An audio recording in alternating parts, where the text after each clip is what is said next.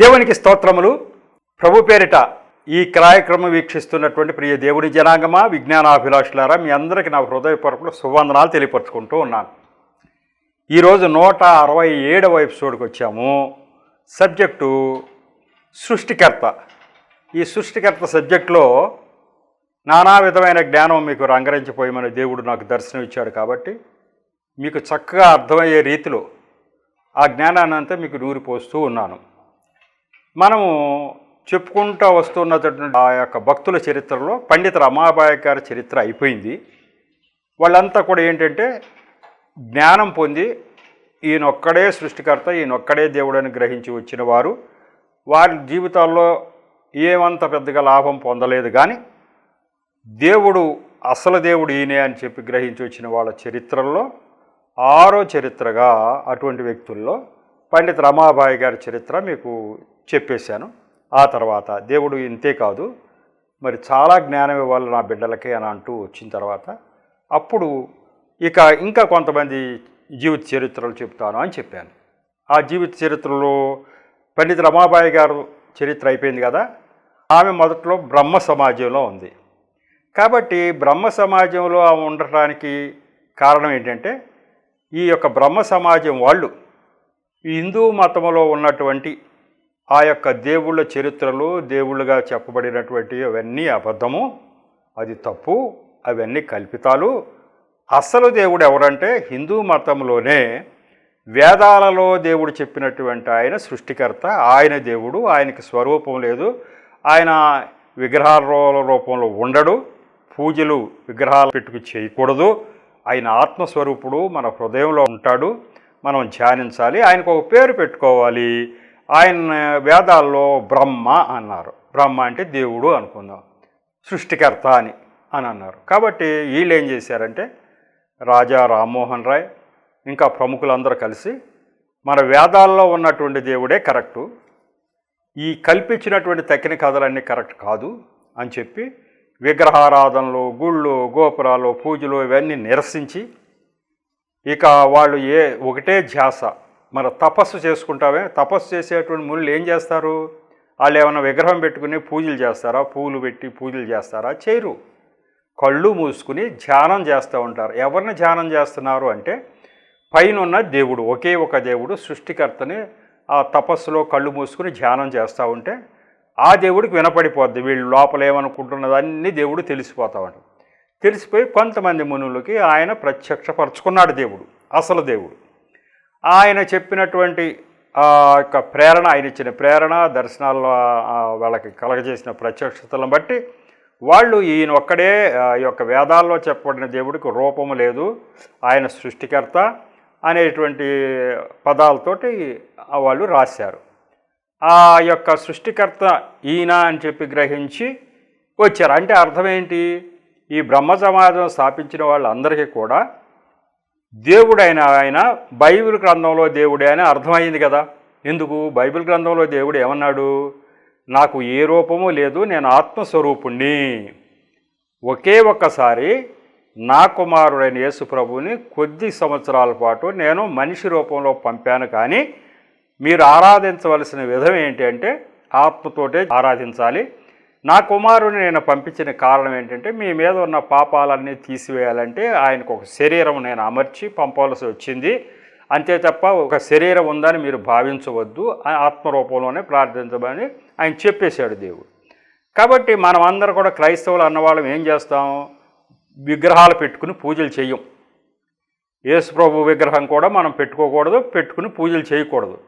మన ఆత్మస్వరూపుడైన దేవుడు చేతులు పైకెత్తి ప్రభువా ప్రభువా అంటాం, అంతే. అదే దేవుడు చేయమన్న పని. ఈ పనే వీళ్ళు కూడా, ఎవరు? భారతదేశంలో విజ్ఞానవంతులు, పండితులైనటువంటి కొంతమంది బ్రాహ్మణులు ఆలోచించి, ఈ బైబిల్ గ్రంథంలో చెప్పబడిన మాటలే వేదాల్లో ఉన్నాయి, అసలు దేవుడు అన్న ఆయన ఈ వేదాల్లో చెప్పబడిన దేవుడు బైబిల్ గ్రంథంలో దేవుడే అని గ్రహించారు. గ్రహించి మరి వెంటనే బైబిల్ గ్రంథం చదివిగో, మా వేదాల్లో ఉన్నటువంటి ఈ రుజువుల ద్వారా ఈయన అసలు దేవుడు అని మేము గ్రహించామని యేసు ప్రభు వైపు రావాలిగా, బైబిల్ గ్రంథంలో దేవుడి వైపుకి రావాలిగా. రాలా. ఎందుకంటే ఆ రాటి సమాజంలో యేసు ప్రభు అనే ఆయన విదేశీ దేవుడు, ఆయన వైపుకు మనం వెళ్ళకూడదు అని చెప్పి సనాతనవాదులైనటువంటి కొంతమంది ఇక్కడికి న్యాయమో అన్యాయమో ఇక్కడ దేవుడు ఉన్నాడో లేడో మనకు తెలియదు, కానీ మన సంప్రదాయాల ప్రకారం మన పూర్వీకులు ఎవరిని దేవుళ్ళు అనుకున్నారో వాళ్ళని ఆరాధించేటవే తప్ప ఆ యొక్క క్రైస్తవం వైపు వెళ్ళకూడదు అని పెద్దగా మరి వాళ్ళు నిర్ణయాలు తీసుకుని, ఒకవేళ ఎవరైనా క్రైస్తవం పక్కన వైపుకు వెళితే వాళ్ళని ద్వేషిస్తాం మొదలుపెట్టారు. ఈ ద్వేషం అంతా వస్తుందని ఆలోచించి వీళ్ళు ఏం చేశారంటే, అబ్బాయి మేము క్రైస్తవం వైపు వెళ్ళట్లేదు, అబ్బాయి మేము యేసు ప్రభు మార్గంలోకి వెళ్ళట్లేదు, కానీ మన మార్గంలో తప్పు మార్గం ఒకటి ఉంది, మంచి మార్గం ఒకటి ఉంది. తప్పు మార్గం వదిలిపెట్టాము, మంచి మార్గం లేదు. తప్పు మార్గం ఏంటంటే ఈ విగ్రహాలు, దేవుళ్ళు, కథలు తప్పు మార్గం. మంచి మార్గం ఏంటి అని అంటే వేదాల్లో చెప్పినటువంటి సృష్టికర్త. కాబట్టి మంచి మార్గం వెళ్తున్నాం. దాన్ని మన పూర్వీకులు బ్రహ్మ అన్నారు, సృష్టికర్త మార్గంలోకి వెళ్తున్నాం. కాబట్టి మాది బ్రహ్మ సమాజం అని పెట్టారు. ఆ రకంగా పెడితే వాళ్ళు వీళ్ళు క్రైస్తవంలోకి వెళ్ళలేదులే, ఏదో బ్రహ్మ సమాజం అని కొత్తగా ఏదో పెట్టుకున్నారని వాళ్ళు అనుకుంటారని, వాళ్ళకి తెలిసిన సృష్టికర్త అయిన దేవుడు బైబిల్ గ్రంథంలో దేవుడే అని తెలిసిన యేసు ప్రభు వైపుకి వాళ్ళు రాకుండా ఇలా బ్రహ్మ సమాజం అని స్థాపించుకోవటం జరిగింది. కాబట్టి ఈమె కూడా సరే బ్రహ్మ సమాజంలో దేవుడు కాని వాళ్ళని దేవుడిగా ఆరాధించకూడదని ఉంది కాబట్టి ఆమెకు కూడా అంతకుముందే నమ్మకం ఏర్పడిపోయింది. ఆమెకి ఒక అభిప్రాయం ఏర్పడిపోయింది.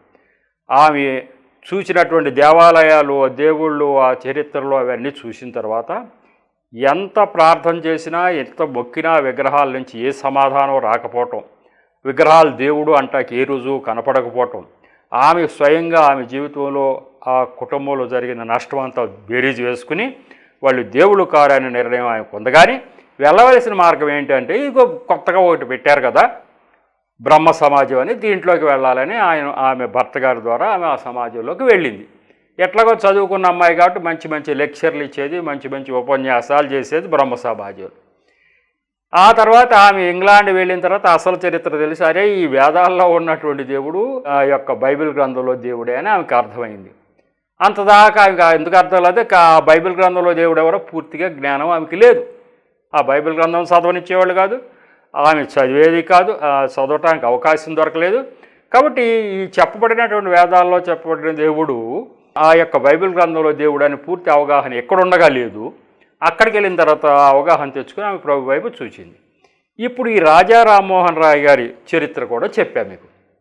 ఆయన యేసు ప్రభు వైపు చూడలేదు కదండి, మరి ఆయన చరిత్ర ఎందుకు చెప్పారని మీరు అనుకోవచ్చు. నేను ఏం చెప్తూ ఉన్నానంటే కొంతమంది భక్తుల చరిత్రలో మానవత్వం పరిమళించిన మంచి మనుషులు కొంతమంది చెప్తాను అని చెప్పా. ఎందుకంటే రాజా రామ్మోహన్ రాయ్ గారు మానవత్వం పరిమళించిన మంచి మనిషి. ఆయన యేసు ప్రభు వైపు చూడకపోయినా, కొత్తగా ఏదో మార్గం పెట్టినా, ఆయన ఈ భారతదేశంలో జరుగుతున్న అన్యాయాలన్నీ ఎదిరించాడు. ఆ సతీ సావగమనం అని ఇవని అవన్నీ అన్నిటిని ఎదిరించాడు. కాబట్టి ఈయన మానవత్వం పరిమళించిన మంచి మనిషి.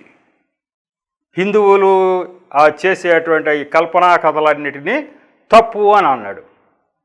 హిందువులు ద్వేషించారు ఆయన్ని, ఇట్లా అంటున్నాడని, పూజలు చేయొద్దు అంటున్నాడని ద్వేషించారు. అయినప్పటికీ నిలబడ్డాడు. అంటే ఆయన మానవత్వం వైపు మొగ్గు చూపాడు.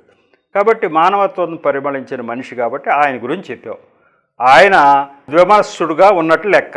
ఒక పక్క యేసు ప్రభువే సృష్టికర్త అని తెలుసు, కానీ సృష్టికర్త అయిన యేసు ప్రభు వైపుకి నేను వెళ్తున్నానని ధైర్యం చేసి వెళ్ళేటానికి అవకాశాలు కుదరక అటు వెళ్ళలేకపోయాడు. ద్విమనస్సుడు. ఓ పక్కన ఏదో బ్రహ్మ సమాజం అని పెట్టుకోవటం అంతే తప్ప అసలు దేవుడి వైపు రాలేకపోయాడు. మరి దీని ప్రకారం రాజా రామ్మోహన్ రాయ్ గారు ఎంత మంచి మనిషి అయినా పరలోకం వెళ్ళి ఉంటాడా అంటే వెళ్ళడు. ఎందుచేత దేవుడు ఒకే చెప్పాడు, ఒకే ఒక మార్గం ఉంది పరలోకం వెళ్ళాలంటే, అది నా కుమారుడు ద్వారా నేను చేయించినటువంటి ఆ సిలువ యాగాన్ని అంగీకరించిన వారే పరలోకం రావటానికి నేను నిర్ణయం తీసుకున్నానని తండ్రి అయిన దేవుడు చెప్పాడు. ఎవరు పరలోకం రావాలి? నా కుమారుణ్ణి నేను బలియాగం చేయించా మీ పాపాల నిమిత్తం, దాన్ని నువ్వు అంగీకరించిన వాళ్ళందరినీ తీసుకుంటా. ఎందుకండి అంటే ఆ సిలువ యాగం చేయటానికి కారణమే మన మీద ఉన్న పాపాలన్నీ తొలగించేసి పరలోకానికి వెళ్ళటానికి వీలవుతుంది. మన పాపాలన్నీ అట్లాగే పెట్టుకుంటే పరలోకానికి వెళ్ళే అవకాశం లేదు. ఈ పాపాలు ఎక్కడి నుంచి వచ్చినాయండి బాబా అంటే, మనం చేయకపోయినా మన పూర్వీకులు చాలామంది పాపాలు చాలామంది చేయలే, వాళ్ళు చేయలే. కానీ మన యొక్క పూర్వీకులు ఆది దంపతులు ఆదాం హవ్వల దగ్గర నుంచి పాపం వెంటాడుతూ వచ్చింది. ఆ యొక్క ఆది దంపతులు చేసినటువంటి తప్పు ద్వారా ఆ జన్మ పాపం వస్తూ వచ్చింది. కాబట్టి ఆ పాపాన్ని తీసివేయటానికి దేవుడు పరిష్కారం చూపించాడు. ఈ పరిష్కారాన్ని వదిలేసి నువ్వు ఏ సమాజం పెట్టుకుంటే, ఏ పేరు పెట్టుకుంటే, తక్కిన విగ్రహాలన్నీ నువ్వు పూజించకుండా ఉంటే మాత్రం నువ్వు పరలోకానికి వెళ్తావా? సరే, కల్పిత కథలన్నీ దేవుళ్ళని అన్నీ పక్కన పెట్టాం, పూజలు చేయలే, పరలోకానికి వెళ్ళే అవకాశం లేదుగా. అసలు ఆయన యేసు ప్రభువు అని నువ్వు అంగీకరించి ఆయన చేసిన శిలువయాగం అంగీకరిస్తేనే కదా. అది అంగీకరించకుండా నువ్వు ఎన్ని పెట్టినా, నువ్వు ఎన్ని మంచి పనులు చేసినా పరలోకం వెళ్ళవు. కాబట్టి పరలోకం అయితే ఆయన వెళ్ళలేరు. కానీ ఇక్కడైతే మానవుల యొక్క క్షేమం గురించి బాగా పాటుపడ్డాడు. అన్యాయంగా హిందూ మతంలో ఉన్నటువంటి ఆ దురాచారాలకి పేద ప్రజలు బలి అవ్వకోకుండా కాపాడాడు. అసలు హిందూ మతంలో ఉన్న దురాచారాలు అంటే స్త్రీలని భర్త చనిపోగానే వాళ్ళతో పాటు కాల్చేయటం అని, పిల్లలను చేసి మొక్కు గంగానదికి మొక్కు అని చెప్పి నదిలో పారేయటం అని చెప్పి, ఇట్లా అనేకమైనటువంటి దురాచారాలతో ఉన్నటువంటి హిందూ మతంలో ఆ పేద ప్రజలకి రక్షణ కల్పించాడు. ఆ పనులు చేయక్కర్లేదు, ఇవన్నీ తప్పు అని చెప్పి నిలబడ్డాడు. కాబట్టి మానవత్వం పరిగణించిన మంచి మనిషి అనేది వాస్తవం. కానీ ఆయన యేసుప్రభువుని అంగీకరించలేదు, ఆయనకు పరలోక భాగ్యం ఉండదు. కాబట్టి మానవత్వం పరిమళించిన మంచి మనుషుల కోవలో రాజా రామ్మోహన్ రాయ్ గారి గురించి చెప్పారు. ఆ తర్వాత ఆయన ఎవరి సహాయంతో, ఆయనకి గురువుగా ఎవరు నిలబడ్డారో అని చూస్తే విలియం కేరీ గారు అన్న ఆయన నిలబడ్డాడు. ఇదంతా ఎప్పుడు ఇంతకు ముందు 150-200 సంవత్సరాల క్రితం జరిగిన చరిత్ర భారతదేశంలో. ఆయన ముందుకు వెళ్ళాం. ఆయన ముందు విలియం కేరీ గారు ఉన్నారు. ఆయన ఇంగ్లాండ్ దేశం నుంచి వచ్చాడు. దేవుడు ప్రేరణతో వచ్చాడు. దేవుడు ఆయన్ను మంట రగిల్చాడు. ఇంగ్లాండులో ఉన్నటువంటి వ్యక్తిని నువ్వు వెళ్ళు, తూర్పు దేశాలకు వెళ్ళు, అక్కడ అన్యాయం అయిపోతున్నారు ప్రజలందరూ, దేవుడు ఎవరో తెలియక అని చెప్పి పంపించాడు. ఆయనకి అధికమైన తలాంతులు దేవుడిచ్చాడు. ఎన్నో భాషలు నేర్పదు. మామూలు 1-2 భాషల కంటే ఎక్కువ మనం నేర్చుకోగలవా? లేదు. కానీ ఆయన ఎన్నో భాషలు నేర్చుకోగలిగాడు. బైబిల్ గ్రంథాన్ని ఆ భాషల్లోకి మార్చాడు. ప్రింటింగ్ ప్రెస్ పెట్టాడు. మామూలు మనుషులు చేయలేని కార్యాలు ఆయన చేశాడు. ఆయన ద్వారా చేయించాడు దేవుడు. ఈ యొక్క భారతదేశ ప్రజల్ని రక్షించడానికి, కాపాడటానికి ఒక సాధనంగా ఆయన తీసుకొచ్చాడు. అయితే ఆ విలియం కేరీ గారు చరిత్ర చెప్తూ, ఇదిగో వీరి జ్ఞాపకాలను నేను తడిమి చూశాను. 2 సంవత్సరాల క్రితం నేను బెంగాల్ వెళ్ళినప్పుడు కలకత్తాలో, సిరంపూర్లో ఈయన జ్ఞాపకాలన్నీ చూశాను అని చెప్పి మీకు చక్కగా విలియం కేరీ గారికి చూపించాను. ఆ భక్తుడు చేసినటువంటి గొప్ప త్యాగాల గురించి, ఆయన కుటుంబం అంతా కూడా అనేక శ్రమల గుండా నడిచిన ఆయన చేసిన కృషి వల్ల భారతదేశంలో అనేక మందికి నిజ దేవుడు ఎవరో తెలిసి ఇన్ని కోట్ల మంది క్రైస్తవులుగా ఈరోజు ఉండటానికి అవకాశం ఏర్పడింది. ఇన్ని కోట్ల మంది నరకాన్ని నుంచి తప్పించుకున్నారు. అది విలియం కేరీ గారు. ఆ తర్వాత మదర్ తెరిసా గారి గురించి చెప్పారు. ఆయన తర్వాత కాలంలో వచ్చిన మదర్ తెరిసా, ఎందుకంటే జ్ఞాపకాలు నేను తడిమి చూసిన వాళ్ళ కోవలో విలియం కేరీ గారు. మదర్ తెరిసా గారు కూడా ఆమె యొక్క సంస్థ అదంతా కలకత్తాలో, అవన్నీ మేము చూసి వచ్చాం. ఆమె గురించి చెప్పి ఆమె కూడా చేసిన త్యాగం అంతా సృష్టికర్త చేత చేయించబడింది. విలియం కేరీ గారి జీవితం అంతా త్యాగం చేయించి భారతదేశ ప్రజలకు ఉపయోగపడే విధంగా ఆయనలో మంట రగిల్చి ఆయన పంపించారు.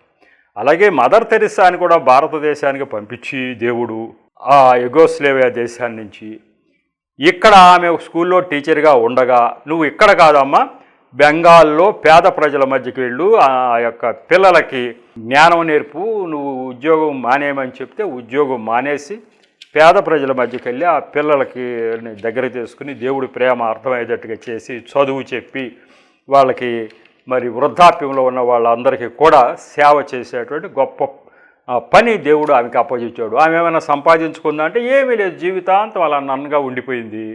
ఎంతోమందికి సేవ చేసి వెళ్ళిపోయింది. ఆమె నడయాడని ప్లేసులన్నీ మేము తిరిగి చూసాం, ఆ జ్ఞాపకాలన్నీ తడివి చూసాం, సమాధుల దగ్గర ప్రార్థన చేశాం. ఇదంతా నేను చేతులతో తడిమి చూసిన జ్ఞాపకాల కోవలో విలియం కేరీ గారు అలాగే మదర్ తెరిసా గారి గురించి కూడా చెప్తూ మళ్ళీ అట్లాంటిదే ఒక హైని అమ్మగారని మచిలీపట్నంలో ఈ మధ్య ఇప్పటికీ 2004లో అనుకుంటా ఆమె కాలం చేసింది. కాబట్టి ఇప్పటికి 22 సంవత్సరాల క్రితం వరకు ఆమె మచిలీపట్నంలో సేవ చేసింది. ఆమె యొక్క వివరాలని నాకు తెలుసు. కాబట్టి ఆ యొక్క మచిలీపట్నంలో ఉన్న హైని చర్చి, హైని స్కూలు, హైని అనాథాశ్రయం ఇవన్నీ కూడా ఆ జ్ఞాపకాలన్నీ నేను చూసిన వాళ్ళని, మచిలీపట్నం పరిసర ప్రాంతాల్లో మనిషిని కాబట్టి. నేను మచిలీపట్నం దగ్గర ఉన్నటువంటి సత్రోపాలెం అనే గ్రామం మాది. మా గ్రామంలో ఆమె స్థాపించినటువంటి ఒక చర్చి ఉంది, దానికి మా అమ్మగారు కూడా వెళ్ళేవారని చెప్పాము మేము. ఆ ద్వారా వాళ్ళ పాస్టర్లతో నాకు పరిచయాలు జరిగింది. ఆమె గురించి కొద్దిగా చెప్పాను, ఇంకా చెప్పవలసి ఉంది, చెప్తానని చెప్పాను.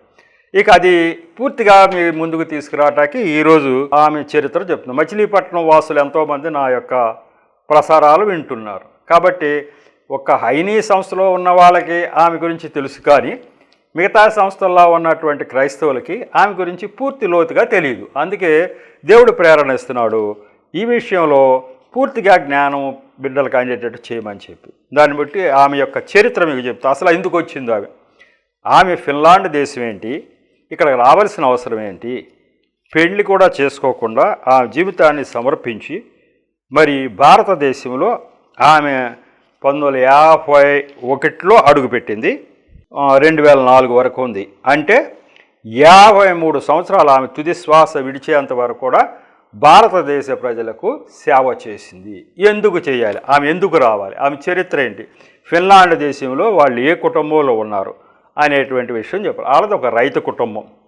ఫిన్లాండ్ దేశంలో ఒక విలేజ్, ఒక పల్లెటూరు, రైతు కుటుంబం. వాళ్ళ ఇంట్లో పుష్కలంగా ధాన్యం ఉండేది, పాడి పంట ఉండేయట, చక్కగా ఆడుతూ పాడుతూ. వాళ్ళు ఎంతమంది సంతానం అంటే ఆమెకు ఇప్పుడు 3 సహోదరులు ఉన్నారు, అంటే 4 ఆడపిల్లలు. కానీ చాలామంది ఉండేవాళ్ళు, కానీ చిన్నపిల్లలప్పుడే చనిపోయారు సహోదరులు సహోదరులు కొంతమంది, 4 దాకా చనిపోయారట. మొత్తం 8 మంది కావచ్చు. ఇక 4 ఉన్నారు. ఆ 4లో ఈమె ఒకటి. 3 సహోదరులు అక్కడే ఉన్నారు. ఈమె మాత్రం భారతదేశానికి వచ్చింది. ఎందుకు వచ్చింది, ఏంటి అంత అవసరం ఆమె? సరే, ఆమె చదువు అయిపోయిందండి, ప్రాథమిక విద్య వాళ్ళ ఊర్లో అయిపోగానే టౌన్కి వెళ్ళింది, హై స్కూల్ చదువుకు వచ్చింది. ఈమె చాలా ఉత్సాహంగా ఉండేదట స్కూల్లో, కానీ అన్నిట్లో ఆటల్లో బ్రహ్మాండమైనటువంటి చలాకీగా ఉండేది ఆటల్లో. అలాగే క్రీడల్లో బాగా చలాకీగా ఉండేది, చదువుల్లో కూడా బాగా చదివేది. అట్లా చాలా ఆటపాటలతో సరదాగా గడుపుతూ ఉండేది. ఇంకా ఆమె అన్నిటిలో పియానో వాయించడం, మ్యూజిక్ చేయటం, అలాగే నర్స్ ట్రైనింగ్ కూడా అయిందట. ఆమె చాలా చురుకుగా ఉండే మనిషి, అట్లాంటి మనిషి. మరి ఆమె అయితే మరి క్రైస్తవులే కానీ పూర్తిగా ఆ యొక్క నిష్ట కలిగినటువంటి క్రైస్తవంగా లేదు. ఆమె ఏదో తల్లిదండ్రుల నుంచి మనం క్రైస్తవ మతంలో ఉన్నాం, నామకార్థ క్రైస్తవురాలుగా ఉంటూ వచ్చింది. అలాగే జనాభా లెక్కల ఆఫీసులో ఆమె చదివేసిన తర్వాత జనాభా లెక్కల ఆఫీసులో ఏదో చిన్న ఉద్యోగం వస్తే ఆ ఉద్యోగంలో కూడా చేస్తూ ఉంది. మరి ఒకరోజు వాళ్ళ స్నేహితుల ఇంటికి, క్రైస్తవుల ఇంటికి వెళ్ళింది. అక్కడ వాళ్ళు ఆ యొక్క ఒక చర్చికి వెళ్తూ ఉంటారు. వాళ్ళ ఇంట్లో చాలా దైవభక్తి కనపడింది. వాళ్ళ ముఖాల నిండా కూడా ఆనందంతో నిండిపోయి ఉన్నాయంట వాళ్ళ ముఖాలు. ఇవి చూసింది. ఏంటి ఎంత ఆనందంగా దేవుడు భక్తులు ఆ పాటల్లో లీనమైపోయి వాళ్ళంతా కూడా నిష్టగా ఉంటే, ఇవి ఎప్పుడు ఎంత నిష్టగా దేవుడి వైపు చూసిన మనిషి కాదేమో. వీళ్ళ ముఖాల్లో ఇంత ఆనందంతో అసలు దేవుడి పేరు చెప్పగానే, దేవుడు వాక్యం చెప్పగానే, దేవుడు పాటలు అనగానే వాళ్ళ ముఖాలు వెలిగిపోతూ ఉన్నాయట ఆ యొక్క ఈమె స్నేహితురాలు ఇంట్లో. సరే, వాళ్ళు వెళ్ళే చర్చికి ఒకరోజు వెళ్ళింది. అక్కడ మంచి వాక్యం కూడా వింది. కొరింథీయులకు రాసిన 2వ పత్రిక 5:17లో చక్కని వివరణ ఇచ్చారు. అదేంటంటే, ఎవడైనను క్రీస్తునందున్న ఎడల వాడు నూతన సృష్టి అని చెప్పి ఒక వాక్యం. అది ఎవరైనా నిజంగా క్రీస్తునందు ఉన్నవాళ్ళు నూతన సృష్టి, ముందు ఉన్న వాళ్ళలాగా ఉండరు. నిత్యము దేవుడి గురించి ధ్యానంలో ఉంటే ఎక్కడ ఒక చిన్న తప్పు కూడా చేయగాదు, అన్ని దేవుడు చూస్తున్నాడు జ్ఞానం కలిగి, మారు మనస్సు కలిగి జీవిస్తారు. ఎవరు? క్రైస్తవులు. మరి క్రైస్తవులందరూ అలా ఉండలేదు కదా అంటే, ఉండకపోతే మనం ఏం చేస్తే, ఉండలేనివాడు నిజమైన క్రీస్తు బిడ్డ కాడు. అసలు నిజమైన క్రైస్తవుడు అన్నవాడు పూర్వం క్రైస్తవుడు కాకముందు జీవితానికి ఇప్పటికీ పూర్తి మార్పు వచ్చేయాలి. వీళ్ళు చూడగానే ఏంటి ఇలా మారిపోయాడు ఈయన, యేసు ప్రభువుని అంగీకరించాడా అంటే నూతనంగా అయిపోయాడు ఈయన. ఇదివరకు చేసిన తప్పుడు పనులు, అబద్ధాలు ఇటువంటి ఏమి లేవు ఆయనలో. ఆ అల్లరి చిల్లరగా తెరసం, ఆటపాటలు అవి లేవు. నిత్యము దైవజ్ఞానంలో ఉంటున్నారు. కాబట్టి ఇది వీళ్ళు నూతన సృష్టి క్రైస్తవులైన వాళ్ళు ఎట్లా ఉండాలని అర్థం చేసుకుంటారు. దాని గురించి చక్కని వాక్యం ఆమె వచ్చింది, వింది, చాలా పూర్తిగా ఆమె లీనమైపోయింది. అప్పటి నుంచి ఇక తెల్లారలేసిన కానీ ఆటలాడేదంట. ఆటలలో వాటిలో అన్నింటిలో ఉండేది కదా, మ్యూజిక్ ఆటలు ఎన్నింటిలో ఉండేది కదా. అవి తగ్గించేసి దేవుడి వైపు బాగా చూసి ప్రార్థనలో మేము బాగా ప్రార్థన చేస్తుంటే ఒకరోజు మోకరించి ప్రార్థించుచుండగా ఆమె జరిగిన విషయం చెప్తున్నాను. ఆమె ఎందుకు ఫిన్లాండ్ దేశం నుంచి ఎందుకు భారతదేశం వచ్చింది, ఏమన్నా వాళ్ళ చుట్టాలు ఉన్నారాక ఎందుకు వచ్చింది, ఏంటి అంత పని అంటే, ఒకరోజు మోకరించి ప్రార్థించుచుండగా సిలువలో వేలాడుచున్న యేసును వీక్షించింది. ఇదిగో దేవుడు ఉన్నాడు అంటాకు రుజువులు ఇవే. ప్రార్థన చేస్తూ ఉంటే సిలువలో వేలాడుతున్నటువంటి దేవుడు ఆమె ముందుకు వచ్చేసాడు.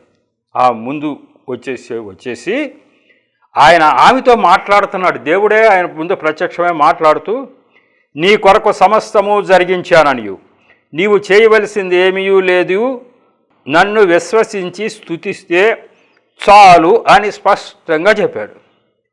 ఆ క్షణాన్ని ఆమె పరిశుద్ధాత్మతో నింపబడిపోయింది. దేవుడు అన్నాడు, తల్లి నీ గురించి నేను సమస్తం చేసి అట్టబెట్ట ఒక ప్రణాళిక, నువ్వు ఏమేమి చేయాలో అదంతా ఒక ప్రణాళిక ఉంది. ఇక నేను చెప్పిన ప్రకారం నువ్వు పని చేయటం ఒకటే నువ్వు చెయ్యాలి అని ఆమె మాట్లాడుతుండగానే పరిశుద్ధాత్మ ఆమె మీదకి దిగింది. ఇదివరకు ఎప్పుడన్నా మరి ఆమె క్రైస్తవురాలే కానీ పరిశుద్ధాత్మ ఆమె మీదకి దిగిందా ఎప్పుడన్నా అంటే లేదు. దేవుడిలో లీనమైపోయినప్పుడు, దేవుడు ఎడల అత్యంత భక్తి కలిగి ఉన్నప్పుడు పరిశుద్ధాత్మ దేవుడు ముట్టుతాడు. ఆమెకు పరిశుద్ధాత్మ దేవుడి యొక్క ముట్టుకోవడం అప్పుడు జరిగింది. దేవుడు ముట్టాడు, ఆమె మీదకి ఆత్మ ఆవహించింది. ఇక దేవుడు ఆత్మ మన మీదకి వచ్చిన తర్వాత ఇక మనం పాత పనులు, పాత విషయాలు అన్నీ ఇక మనం మర్చిపోతాం.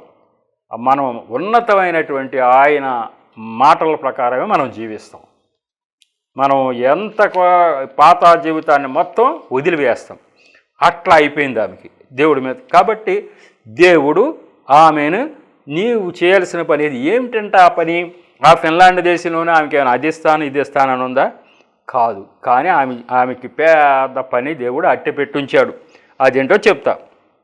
సరే, ఈలోగా జరిగింది ఏంటంటే, అక్కడ సువార్థికులు దేవుడు పనిచేసేవాళ్ళు ఉంటారు, మిషనరీలు. వాళ్ళు ఎవరో అమ్మాయిలు ఇద్దరు సువార్త పనిచేసే మిషనరీలు సెలవు మీద వెళుతున్నప్పుడు ఎవరన్నా ఆ స్థానంలో కొత్త వాళ్ళు ఎవరన్నా వస్తారా అంటే ఈమె కూడా సరదాగా వెళ్ళింది. అప్పటికి మంచి చదువు ఇది అంతా అయిపోయింది, నర్స్ ట్రైనింగ్ కూడా అయ్యింది. ఈ వెళితే ఈమెకి చాలా రుచి తెలిసింది. ఇతరులకు సేవ చేయటం, మిషనరీలుగా ఇతరులకు సేవ చేయటం అంటే అది ఎంతో తృప్తినిచ్చిందంట ఆమెకి. మళ్ళీ ఆ సెలవులోంచి రాగానే మళ్ళీ వెనక్కి వచ్చేసింది. ఈ మిషనరీ పని ఆమె బాగా నచ్చింది. ఇక ఆ లోపల దేవుడు ప్రేరణ, నువ్వు ఈ మిషనరీ పని చెయ్యాలి, ఏం చేయాలి అనేది. ఏమనుకుంటుందంటే, మిషనరీ పని మరి మనం ఏం చేస్తాం, సరే మనం కొంచెం ఆశపరులమే కదా, మనం కొంత డబ్బు ఇచ్చి ఎవరైనా మిషనరీకి వెళ్తా అన్న వాళ్ళకి సహాయం చేస్తూ ఉంటే సరిపోద్ది అనుకుంటే దేవుడు మాట్లాడాడట. ఏం మాట్లాడాడు? నువ్వు డబ్బిచ్చి మిషనరీలను పంపడం కాదు, నువ్వే సేవకి వెళ్ళాల్సి ఉంటుంది అని చెప్పాడు. నేను వెళ్ళాలా? మిషనరీగా నువ్వే వెళ్ళవలసి ఉంటుంది. ఆ మిషనరీగా అక్కడ క్రైస్తవులకి చేసే పని కాదు కాదు, ఇతర దేశాలకు కూడా వెళ్ళాలని ఆమె బోధించాడు. మరి ఎక్కడికి వెళ్ళాలి ఏంటి అంటుంటే, ఎక్కడికంటే తూర్పు ప్రాంతపు నిగూఢ మతాలకు అని దేవుడు జవాబిచ్చాడు. నువ్వు ఎక్కడికి వెళ్ళాలి? తూర్పు ప్రాంతాలు. తూర్పు ప్రాంతాలు అంటే ఇండియా, బర్మా, ఇవన్నీ చైనా, ఇవన్నీ తూర్పు ప్రాంతాలు వాళ్ళకి. ఆ ప్రాంతాల్లో నిగూఢమైన మతాలు, ఏటేటో పిచ్చి పిచ్చి ఆలోచనలు, పిచ్చి పిచ్చి సంప్రదాయాలు కలిగినటువంటి మతాలు ఉన్నాయి. చీకట్లో అంటే అసలు దేవుడు తెలుసుకోకుండా వేరే మార్గాల్లో వెళుతున్న వాళ్ళ చోటకి వెళ్ళాలని చెప్పి ఆయన దేవుడు ప్రేరణ ఇవ్వటం జరిగింది. వెళ్ళాలా? అట్లయితే మనం మరి బైబిల్ ట్రైనింగ్ కూడా అవ్వాలని, ఆ బైబిల్ ట్రైనింగ్ కూడా అయ్యి వెళ్ళాలని నిర్ణయించింది. ఇక ఆ దేవుడిచ్చిన ప్రేరణ ఎట్లా ఉందంటే, తూర్పు ప్రాంతపు నిగూఢ మతాలకు, సంస్కృతి సంప్రదాయాలకు నిలమైన భారతదేశానికి వెళ్ళి దేవుని ప్రేమను కనపరచాలని, ఆకలిగా ఉన్న వారికి అన్నం పెట్టి, దిగంబరులకు వస్త్రాలను ఇచ్చి, అనాథలకు దిక్కులేని వారికి తాను ఒక తల్లిగా ఉండాలని దేవుడు తనను పిలుస్తున్నట్లు ఆమె గ్రహించింది. దేవుడు అటువంటి ప్రేరణ ఇచ్చాడు. నా యొక్క జీవితంలో కూడా అట్లానే దేవుడు ప్రేరణ ఎక్కడెక్కడేస్తూ ముందుగానే బయలుపరచడం, ప్రేరణ ఇవ్వడం జరిగేది. దాని ప్రకారం జీవితం అంతా మలుపులు తిరుగుతూ వెళ్ళేది. కాబట్టి దేవుడు ఇచ్చిన ప్రేరణ ఎలా ఉందంటే, ఈ యొక్క భారతదేశానికి నువ్వు వెళ్ళి ఒక తల్లిలాగా అనేక మంది అనాథలను దగ్గర తెలుసుకుని ఆ ప్రేమ అనేది, క్రీస్తు ప్రేమ అనేది నువ్వు బయలుపరచు అని చెప్పడం జరిగింది. ఇక ట్రైనింగ్ అయిపోయింది. అప్పటికి ఆమె 33 సంవత్సరాలు వచ్చినాయట. ఇక బైబిల్ ట్రైనింగ్ అయింది. మరి దేవుడు వెళ్ళమన్నాడు కానీ ఎట్లా వెళ్ళాలి అనుకుంటారు. ఆమెతో పాటు బైబిల్ ట్రైనింగ్ అయిన వాళ్ళందరూ ఆ దేశం ఈ దేశం అవకాశాలు చీలిపోయారు. ఈమె అయ్యో దేవుడు ఏదో చెప్పారు నాకు, భారతదేశానికి వెళ్ళాలంటే ఎట్లా, మరి భారతదేశం నుంచి ఆహ్వానం రావాలి కదా, ఎట్లా అని చెప్పి ఆలోచిస్తుందట. ఒకరోజు సంఘారాధనలో సంఘ కాపరి దేవుని ఆత్మచేత నింపబడి ప్రవచనం పలుకుతుంది. దేవుడు ప్రవచనాలు పలికిస్తాడు. ఈ దేవుడు ఉన్న దేవుడు అంటాకి, జీవం గల దేవుడు అంటాకి రుజువులు ఏంటంటే ఇలా దర్శనం చూపించటం, ఇలా ఆయన వచ్చి మాట్లాడటం, అలాగే మనుషులలో ఆయన ఆత్మ ప్రవేశించి ప్రవచనం చెప్పేస్తారు. సంఘ కాపరి అంటే ఒక పాస్టర్ గారికి ఆత్మతో సంధింపబడి పాస్టర్ గారి నోటి అంటే కొన్ని మాటలు వచ్చేస్తున్నాయి. ఏంటంటే ఈమె దగ్గరికి వచ్చి అంటున్నాడంట ఆ పాస్టర్ గారు, ప్రవచనం అంటే అర్థం ఏంటి? దేవుడు ఈయన నోటి ద్వారా పలికించే మాట ప్రవచనం. ఈ ప్రవచనం ఏమంటున్నారు? కుమారి, నీ రహస్య బాష్ప బిందువులు నేను చూచాను, ఇకపై ఏడవద్దు, నేను నిన్ను వాడుకోదలుచుకున్న చోటికి నిన్ను నడిపిస్తాను, నీ అవసరాలనే తీరుస్తాను అని ఆ యొక్క ప్రవచనం ద్వారా పాస్టర్ గారు మాట్లాడాడు. ఈమె ఏడుస్తుందంట. అందరూ పరిచర్యలకు వెళ్ళిపోయారు, నన్నేమో దేవుడు భారతదేశం వెళ్ళమన్నాడు కానీ నాకు అవకాశం రాలేదు అని చెప్పి అక్కడ ఏడుస్తుందంట. ఒకరోజు ఏడుస్తుంటే, నువ్వు రహస్యంగా ఏడుస్తున్న విషయం నేను చూచా అన్నాడు. ఈ దేవుడు నిజమైన దేవుడు, చూచే దేవుడు అని అంటాకి రుజువులు ఇవే. ఈమెమే గదిలో ప్రార్థన చేసుకుని ఏమి ఏడుస్తూ ఉంటే, ఇది ఎప్పుడు చూశాడు దేవుడు అంటే, దేవుడికి అంతా తెలుసు. నీ యొక్క రహస్యంగా నువ్వు ఏడవటం నేను చూచా, నువ్వు దీనికొరకగా ఏడుస్తున్నావు, ఎప్పుడు వెళ్ళాలనేగా ఆ ఏర్పాట్లు నేను రాబోయే కాలంలో చేయబోతున్నాను దేవుడు చెప్పడం జరిగింది. ఇక ఆయన ఎట్లాంటి మలుపులు తిప్పాడో చూడండి. ఆమె ఇండియా రావాలంటే, భారతదేశం రావాలంటే, మన భాగ్యం ఏంటంటే భారతదేశం అంటే బోల్డ్ అంత ఉంది. ఈ చివరి నుంచి ఆ యొక్క కాశ్మీర్ నుంచి కన్యాకుమారి వరకు మన భారతదేశం బోల్డ్ అంత ఉంది. ఎక్కడికొక్కడ కాదు. మన అదృష్టం ఏంటంటే మన కృష్ణా జిల్లాలో మచిలీపట్నానికి ఆమెను దేవుడు తీసుకొచ్చాడు.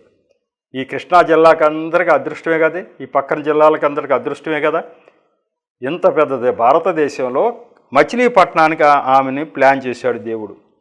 ఈ మచిలీపట్నంలో ఇంతకు ముందే ఫిన్లాండ్ దేశం నుంచి ఒక సంస్థ వారు వచ్చి అనాథ శరణాలయం నడుపుతూ ఉన్నారట. ఇప్పుడు ఫిన్లాండ్ దేశం నుంచి పని కట్టుకుని వచ్చి అనాథ శరణాలయం నడపాలంటే ఏమంత పని వచ్చిందండి? అనాథ శరణాలయం అంటే మనకేం డబ్బులు వస్తాయా? మనం ఖర్చు పెట్టాలా? మనం ఖర్చు పెట్టాలి.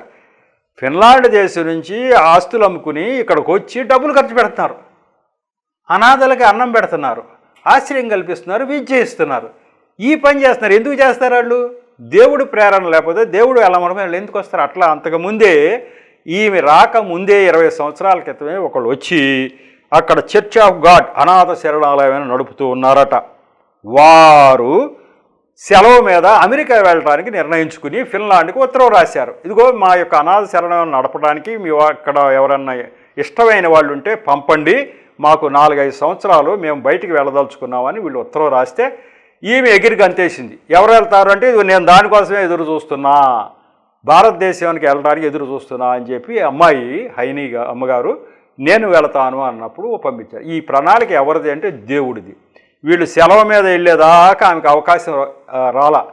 ఇవి కంగారు పడిపోయింది. మరి టైం రావాలి కదా. వీళ్ళు సెలవు మీద వెళ్ళే టైం వచ్చిన తర్వాత పిలుపు వచ్చింది. కాబట్టి ఆ పిలుపు అందుకుని ఆమె భారతదేశానికి రావడానికి కురాలండి. మరి నెక్స్ట్ ఎపిసోడ్లో ఇంకా తక్కిన కథ అంతా చెప్పుకుందాం. ఇప్పటికైతే సమయం అవుతుంది కాబట్టి ఈ యొక్క ఎపిసోడ్ 167 ఎపిసోడ్ ముగించుకుందాం. మరి దేవుడి యొక్క మాటలను దీవించును గాక. చిన్న ప్రార్థన చేసి ముగిస్తా.